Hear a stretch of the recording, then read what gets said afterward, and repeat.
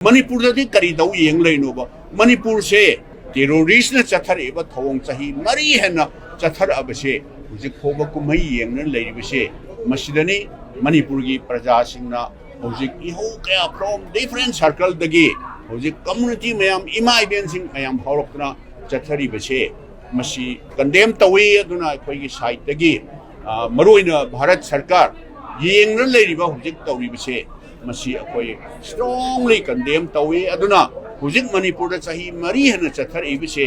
ngasi की पालन highway तारे श्री राजीव गांधी जी की मणिपुर प्रदेश कांग्रेस कमिटी ना ऑर्गेनाइज तौबिदना सिंबी लांबिदना भारत की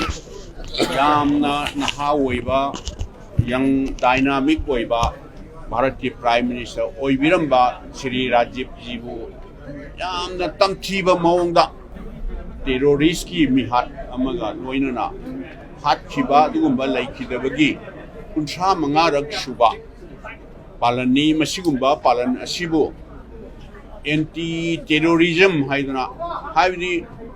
टेरोरिज्म की मायोक्ता अखोई पुनमक लेपिनबा हाइदना गवर्नमेंट की यूनियन गवर्नमेंट की लेवल दा स्टेट गवर्नमेंट की लेवल दा अदुगा भारत सिंग थुंगना असिगुंबा राजीव जी हातखिबगी नुमित 35 सुबा नुमित असिबो टेरोरिज्म की मायोक्ता लेपा एंटी टेरोरिज्म डे हाइदना भारत सिंह थुंग पांथोए सिगुंबा फंक्शन सिंग असिसु अखोई मणिपुर प्रदेश कांग्रेस कमिटी ना सिंबुदुना अखोई पांथोकचरिबनी लैखिद्रबा राजीव जी की मूर्ति दा लैमनाम तोरसु कटना माना हिंगिंगै मतमदा तौबिरंबा मयाम पुनमक सिंग अदो मदु नहौनना निंगसिंगबगा लोइनना अखोइना मागी मफमदा पोकनोंदना अंगंबा लैमनाम तोरसु कटना अखोई तौबिमन खुम खंगबा दुगा काय खुमनाबा उज्जरिबनी अदुगा बाहागना लैखिदबगी ngasi 35 रक सुबसे मसिगा मरी लेनना अखोई मणिपुर सिदैदा चाही अहुम हेंजले मरी फाजलकदौरे मणिपुर से टेरोरिज्म ग चाप मानना टेरोरिज्म बकनी खोई चाही मरी रोमसे मणिपुर सिदा लेप नाइदना वन आफ्टर अनदर चथर एबा मयाम पुन मक्सिंग से मसी मतांग असिदा खोइना थमजनिगी मदुदी सेंटर द पालिबा एनडीए की गवर्नमेंट श्री मोदी जीना दुसिंगबा अदुगा union home minister Shri Amit शाहना होम मिनिस्टर ओइदना पाइदना मखोइना ngangiba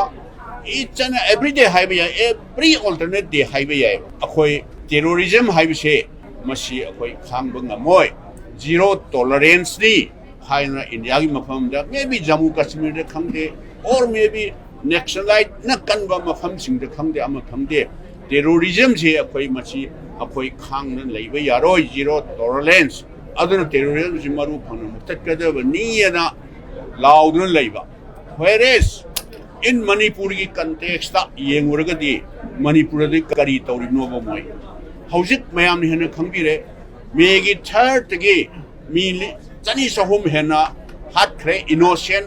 अदुदगी मी कयामा more than 30 people where about खंगदना मिसिंग तौदन ले अदु ngasi मक्सिचु हौजिक मरान लेजदबा मिसम मी तरुक